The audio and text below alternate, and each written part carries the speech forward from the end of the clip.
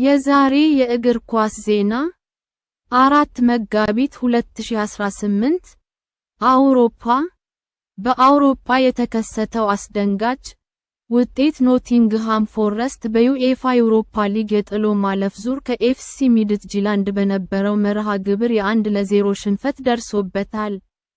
ደጋፊዎች ቡድኑ በደረሰበት ሽንፈት እጅግ ተበሳጭተው ሜዳ ለቀው ወጥተዋል። ብራዚል የብራዚል አዲሱ የዓለም ዋንጫ ማሊያ የብራዚል ብሔራዊ የእግር ኳስ ቡድን ከ2026 የፊፋ የዓለም ዋንጫ በፊት ከጆርዳን ብራንድ ጋር ልዩ የማሊያ ስምምነት እንዳለው አስታውቋል። ዲዛይኑ የእግር ኳስ ባህልን ከቅርጫት ኳስ የጎዳና ልብስ ዘይቤ ጋር ያዋሃደ የሚሆንም ተገልጿል። ህንድ የህንድ እግር ኳስ ፌዴሬሽን ከፍተኛ የንግድ ፍላጎትን እየሳበ ሲሆን ይህም በህንድ የእግር ኳስ እድገትን ሊያበረታታ ይችላል ተብሎ ታምኗል።